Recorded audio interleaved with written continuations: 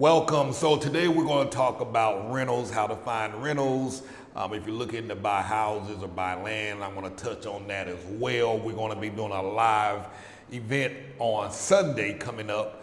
I'll be sharing the details about that shortly, where you can ask live questions about rentals and buying property and all of that stuff. So I'm going to touch on a bunch of stuff. Some of the videos I've been recently talking about houses and whatnot. A lot of y'all have asked some questions about some of the way things are done here. So for example, first question, yesterday I made a video. I had this centipede that was crawling around on my floor, and I was explaining how many of the houses that you go into, you'll always see a gap under the front door, the back door, on all the doors, and oftentimes bugs and worms and centipedes and spiders and geckos will all come crawling through that door. And so somebody asked, why doesn't the landlord put weather stripping down or cover the gap or seal the gap to the door? And so, I'm gonna tell y'all something. Generally, an angel who I will have on a live on Sunday, he talks about this in one of the previous interviews that we did. When you buy a house in Mexico, it literally is just a concrete box. There is nothing done to the property. When you buy a house, when you buy a brand new structure, you go in there, the builder, they don't add cabinets. So when you buy a house, there's generally, for the most part, no cabinets. Many times there's no countertop, or it might be half of a countertop. There's no, they might just provide a sink, and that's not always the case. You go in the bathroom, you might have a sink, and there's no counter, and there's no cabinets under the sink. Houses don't come with stoves. They don't come with refrigerators. They don't come with nothing. They don't come with ceiling fans. They might just have one light in the place, or they just might have the hose for the light and all the wiring is hanging out from the ceiling for you to put in your own lights. It literally is a concrete wall. So oftentimes you'll have these gaps, and for whatever reason, they just don't fill them. They just don't cover it. Here, the culture is different. When we come from the States, our door, there's no gaps. And if there is a gap, they might put some weather strip down there and cover it up. But here, for them, it's like, it's a non-issue, not important. So the people who buy these houses, because I've been in literally hundreds of houses since I've been doing this type of work, helping people find a place to live, maybe over 1,000 houses. And in the overwhelming majority, they will have a gap. Some have a small gap and some will have a big gap. And they might have been living in that house 10 years. They don't care. It's not an issue. Rainwater will come. When it rains, water will come through. It won't flood the house, but the water that's hitting the steps outside, it'll just come through the door. When it stops raining, they just get a squeegee and push the water. It's a non-issue. I don't think it has anything to do with them being lazy or they just don't care or anything like that. It's not important. And here, of course, many parts of Mexico, you have folks that don't make a lot of money. So to spend the extra money covering something up that they don't deem important or necessary, it's not. They just rather put their money somewhere else. Oftentimes I'll drive through different neighborhoods and I'll see houses that don't got no windows, or the windows are busted out, and you drive by at night, the front door is wide open so they can let air in because they don't have air conditioning in the house. So bugs and mosquitoes of all kinds can come in there. No issue. It's a non-issue. It's only an issue to us foreigners that are coming here and that are used to a different way of living, and we're the only ones really complaining about it. Water coming through the window, they don't caulk the windows or put the little sealant around the windows in many of the homes. So when it rains, you'll see water coming through. Not all the time, not in all the houses. Some take the extra step to do that. But water coming through the window, not an issue. When it starts raining, they push it out. You know, oftentimes when these landlords rent out their houses or their apartments, oftentimes the owner might be an investor that lives in Mexico City or another part of Mexico, and they've never been to the house. And so they might rent the house out empty, and they just say, hey, okay, whoever wants to rent the house, they can rent it. They can buy the appliances, they can buy the stove, they can buy whatever. They know somebody is going to come in there and rent the place, fix it up, or not fix it up, because oftentimes I see these same houses that have been rented out 5 or 6 times and they still don't got no cabinets, gaps still on the door. They might only have one air conditioner in one bedroom. It might be a 3-bedroom house, but there's only one. I don't know if I got enough time because I'm on the red zone on my battery. So it looks like it's gonna be a short video because, and I'll pick up on another day and finish this topic, because this was gonna probably last about an hour. So it looks like we're gonna be pretty short. So let me try and get see what I can get in. So when you buy in the house, and Angel talked about this, and we'll talk about this during the live. So if you're not, we're gonna be doing a live where our VIP members can log in, watch live, and ask questions live. You'll be able to talk to Angel and myself directly during the live. So if you're not a member of the VIP, hit the website, moveabroadandthrive.com/VIP, and become a member so you can get access to this live on Sunday, coming up, this upcoming Sunday. When you buy a house, again, no closets, no cabinets, no shelves, no storage, no air conditionings, no cabinets under the sink, nada, just concrete. Everything else, you're gonna have to put in there. Want a covered driveway, you're gonna have to pay for that. You're gonna have to add on to that. All of that. None of this stuff is included in the cost of the house. So, and the same thing with renting. Oftentimes, if you find a rental that's unfurnished, it's gonna be cheaper. This house that I'm in now, I'm paying about $750 a month. Big massive house. The other house I was living in, I was paying about $1,500 a month, depending on the fluctuation of the currency. And this house is about 1,000, maybe 1,200 square feet larger than the other house, and I'm only paying half the price, $750. Deals are still out there. Deals could be had. Sometimes the best way to find the best deal is just finding the neighborhood that you want to be in, riding up and down those streets in the area you want to be in, looking for rental signs. That's how I found this house. Driving up and down the street, saw the rental sign, and I was shocked that I was able to get it at that price.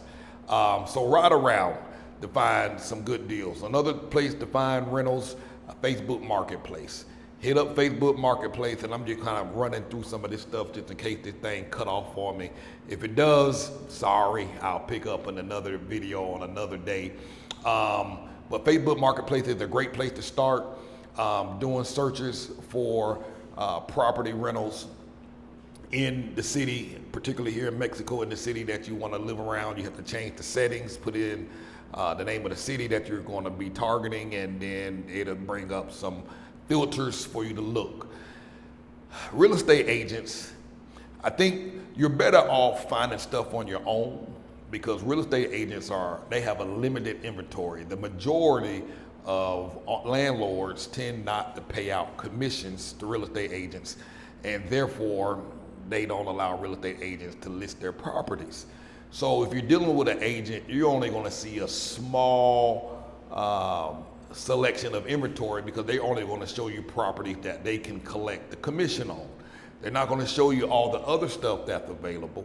So you're going to have a limited view, limited options. So just for example, the other day I was talking to a real estate agent. I said, hey, I got somebody coming into town. This is what I got. This is what they need. They need this, and this. And all she came up with was 3 options. But when I went into Facebook Marketplace, I found 20 options that I could, within 30 minutes. You know what I mean? So she wasn't going to show me the other properties where she couldn't get paid from. So that's what you're dealing with when you're dealing with real estate agency. Generally, they're going to show you the higher price stuff because they get a bigger commission, and at the same time, their inventory is limited. Many owners list their stuff on Facebook Marketplace themselves. It's not a scam. Well, I mean, it can be scam, but the scam is not like it is in the States, where you might have to be worried about your safety and getting robbed and stuff like that. So oftentimes, many of these real estate transactions are done face-to-face, person-to-person. People find it on Facebook Marketplace. There are a couple of other classified ad type sites here, particularly in Merida, all around Mexico, that you can research. But Facebook Marketplace would be your best start. If you do decide to hook up with a real estate agent, don't rely on just one. You might need to reach out to about 7 different ones, because the overwhelming majority of them ain't gonna respond back to you in a timely manner. They're gonna follow up with you 2 days later or 7 days later.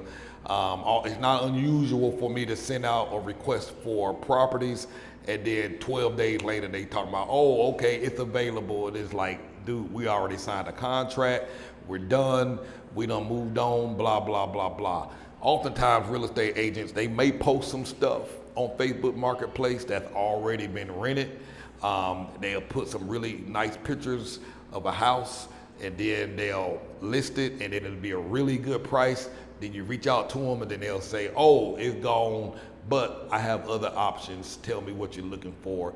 So it's generally a way that they use that to generate leads and find people that are looking for property. For the most part, any property that you're going to be renting out here, particularly in Merida, different parts of Mexico, I hear it might be different.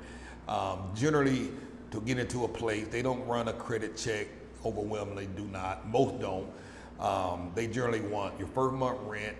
They're going to ask for 2 deposits up front, and they generally ask for something that's called a contract fee. So first month rent, 2 deposits. Now, sometimes you only have to pay 1 deposit instead of 2 if you have something that is called an avail, A-V-A-L, which is basically someone who owns property in Mexico and the property's paid off free and clear, and they're basically vouching for you, and they're going to sign for you. So if you skip out on the rent or damage the house and leave, the landlord can go after that person who signed for you. So most foreigners that are coming here, that they don't know anybody, so you can pretty much expect to pay those 2 deposits. Will you get your deposits back? That's debatable. Sometimes you're gonna get it back, sometimes you ain't. For whatever reason, the landlord will try and find a reason not to give that money back. When you rent a house, they say, hey, you need to return the property back in the exact condition that we handed it over to you. So of course, at the end of the year, the walls are gonna probably need repainting because you got handprints or footprints or marks on the wall, and they're gonna be like, I gotta get somebody to come and paint it. Now, painting is not excessively expensive, but that's one way they're gonna get you. If the grass was manicured really nice and green and pretty, and the plants and flowers that they had outside, if they were pretty and lively when you moved in, and then they're dead at the end of your contract because the heat can turn the grass brown and burn it, scorch it, and if they don't have an underground water sprinkling system, okay, I might have some good time. I'm rushing through for no reason, and that grass is dead, and those plants are dead, they gonna charge you for that. You know what I mean? They gonna look for every single thing. I remember in my other place, we cleaned the house real good, so we thought, not my last place, the place before from about a year ago, had dust all up on the ceiling fan. Well, I don't know why we missed that. A couple of windows wasn't cleaned up 100%. I mean, it wasn't dirty, it wasn't filthy. Could have just got a rat, but she sent us a note saying, hey, look at all this dust on the ceiling fan. She took a picture, there's the fingerprints all on the glass. She was like, well, I had to hire somebody to come clean the house. So we passed that cost on to you and deducted it out of the budget, out of the deposits. What else?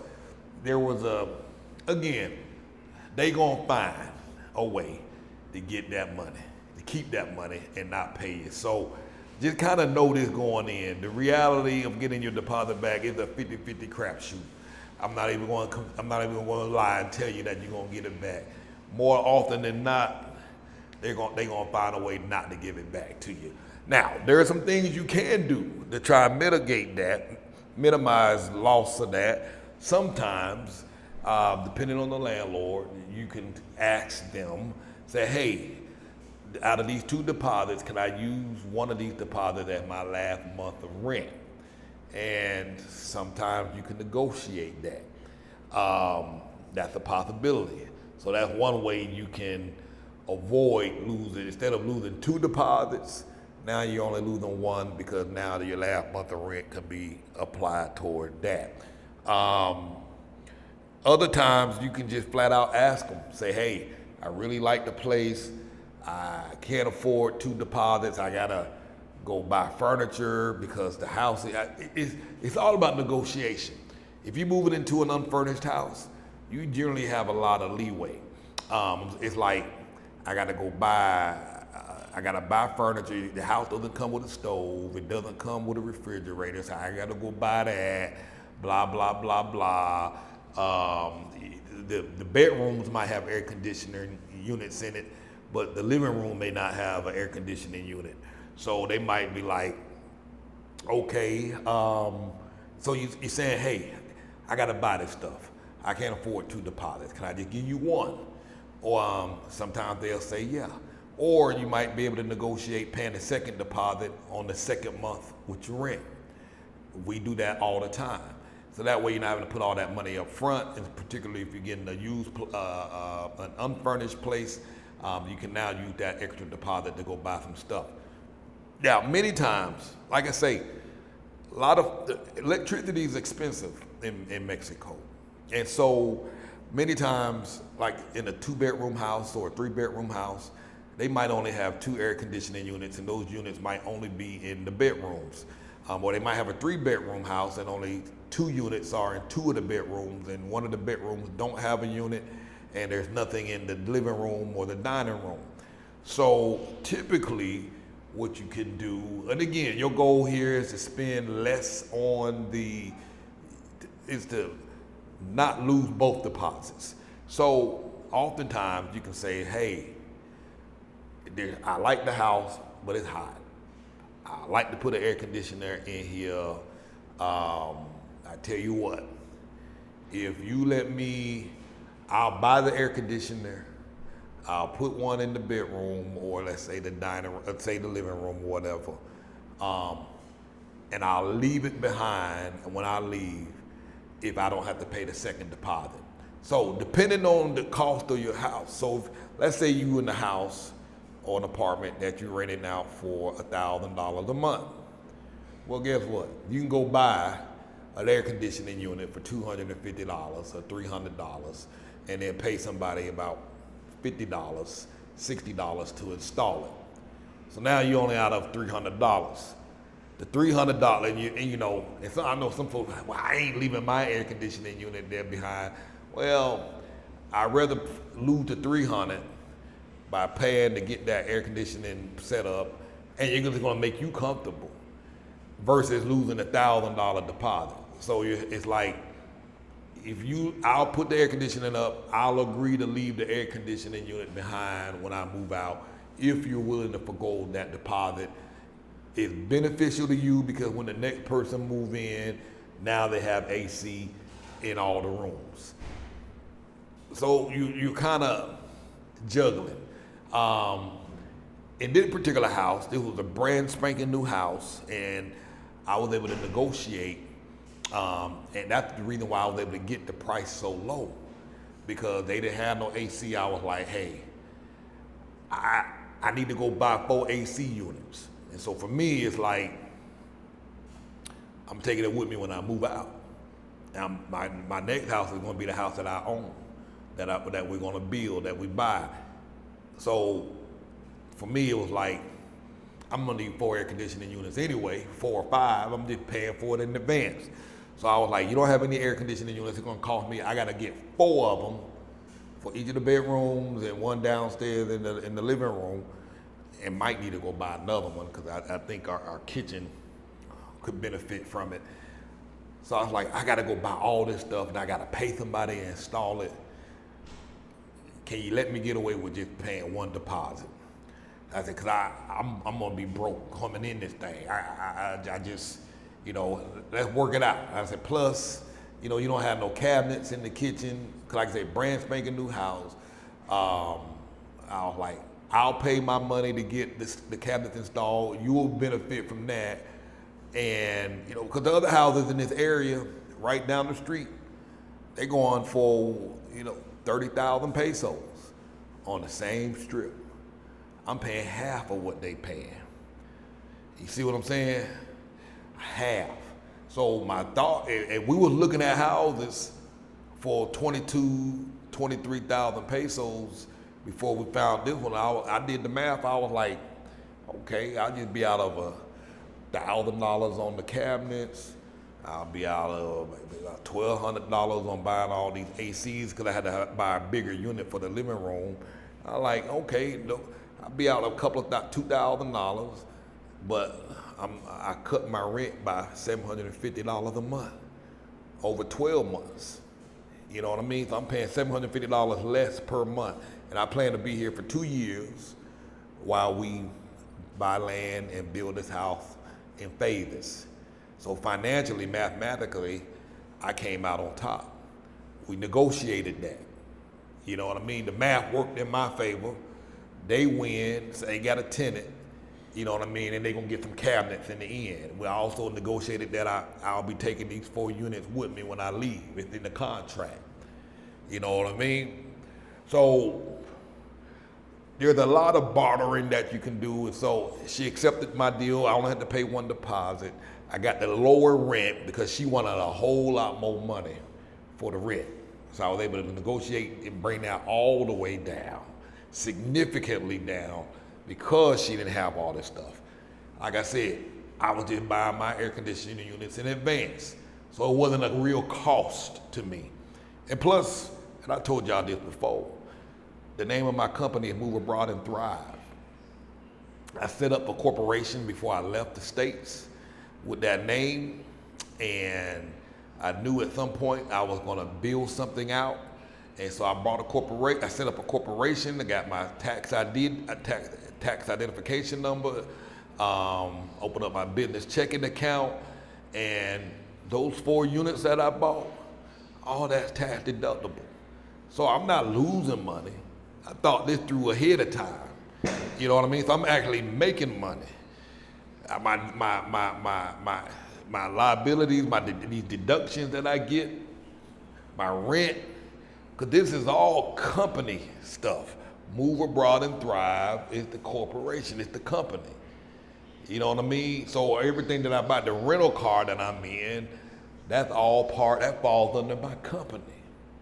So I thought this through. Since I knew I was gonna be traveling, so I set up a corporation for traveling. And it's all legit. So again, it's just being strategic and planning this stuff out in advance, thinking it through.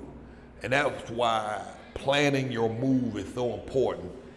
Doing it, just sitting down, writing it out on paper, breaking it down so you can come up with this aha moment.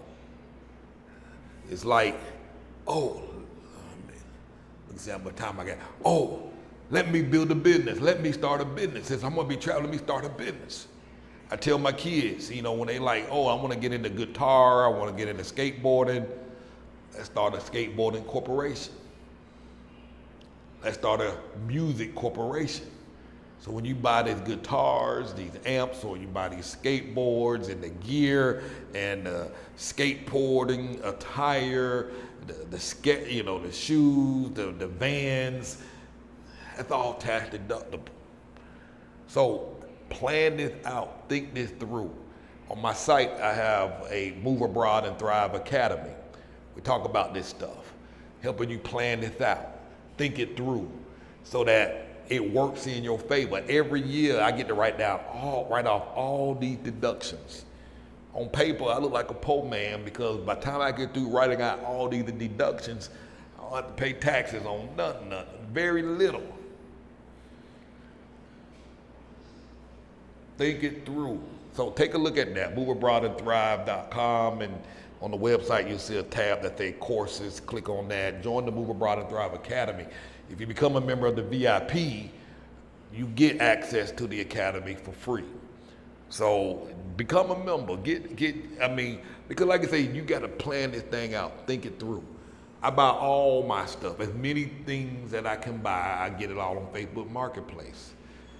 So again, deductions, desk, buy them on Facebook Marketplace. All my camera equipment, my lighting equipment, I grab it on Facebook Marketplace. I just don't believe that I need to pay full price. Let somebody else pay full price, and then I come behind them and get it for half the price. You know what I'm saying? Now, some things I'll buy brand new, like a brand new TV, just because I don't know much about electronics, and I don't want to go buying a TV that ain't gonna work after I done bought it. But office chairs and I like this desk here. This is one of those desks that rises up. I don't got it plugged in. This thing rises up. Let me show you. They selling it. I went to the store.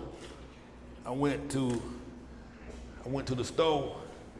These jokers selling this thing for $700. See that thing? See that thing rise up? You know, these rising desks where you stand up and do your work. They was like I said, they selling this thing for like $600-700 at the store. And so now, instead of sitting down at my desk all day, I can stand up and I can work. For my back and for my legs, I can work. I got all these different buttons on here, settings on here. He didn't have the instruction manual, so I got to get online and read, see what all that stuff was. I think it's preset, so watch it come down. What I do, I went on Facebook Marketplace, got that thing for $150. Again, tax deductible. I'm very strategic in all that I do, and so press the button there, it came back down. So be strategic. Another question, can I buy property in Mexico as a foreigner? Absolutely, you can. You buy property all over Mexico. Land, you can buy houses. Now there are some restrictions if you're close to the border, a border town, to the border, like whether it's the border of the United States, you border in Belize or any other country that borders Mexico. If you're within a certain distance, you have to set up. You can still buy the property or buy the land, but you have to do it through a trust or a corporation. If you're so many kilometers away from the ocean, you can still buy property because Merida is close to the beach, close to the ocean. So you can still buy property as a foreigner, but you have to do it through a trust or a corporation. And it's quick, well, not quick, it's simple. I was gonna say simple, but not simple, but it's very normal and very common. It's a very common thing. It's not over the top. It's not gonna be extra difficult. People buying houses, foreigners, every day. So you get online, you hear people talking about, oh, you can't buy land in Mexico. Yes, you can. I see it every day. People are doing it all the time. Now, like I say, the only restrictions you really have is you're so many kilometers or miles from a border town, from the border, or you're so many kilometers or miles from the ocean. Outside of that, anywhere else, you don't have to go through the process of getting a trust or corporation to buy property. So it looks like I'm about to run out. But we're gonna cover all of this on the VIP Live this Sunday coming up. I don't have let me get the date. We're gonna have the time, we're gonna post the time online. Calendar, where's the calendar before this camera shut off? on September 8th, we're gonna do a live, Angel and I. For our VIP members, you can come on, you can talk to Angel and myself directly, ask any question you want about real estate, about buying cars, getting tagged for your car, setting up bank accounts, setting up this trust and this corporation, buying property near the beach, how to find lots and all the things to look out for. Because there is a lot of scam going on when it comes to buying land and real estate. People are buying land only to find out that it's under the water in the ocean, or they're buying land on federally protected government property where they can buy the land, but the federal law say you can't build on the land. And so oftentimes real estate agents they don't know. They get themselves caught up in it as well, or they are in on it too. So there's a lot of things you need to look out for. So we're gonna talk about all that during the live. moveabroadandthrive.com/VIP. Go to that page, become a member so you can hop on this live, get your questions answered. If you have questions about any of this stuff or all the stuff I just mentioned, post your question in the comments below, so that way we can kind of have an idea of what you would like to know during that live event. This thing could go for 1, 2, 3, 4, 5 hours. My boy Angel, he love to talk. It could be a 4-hour thing. In fact, I'm gonna have to figure out how I can keep this thing powered up while we're talking, because this thing can go for a long time. So thank you for watching. I'm gonna make sure that I say anything else. Looking at some notes on the wall. I think that's that. So thanks for watching.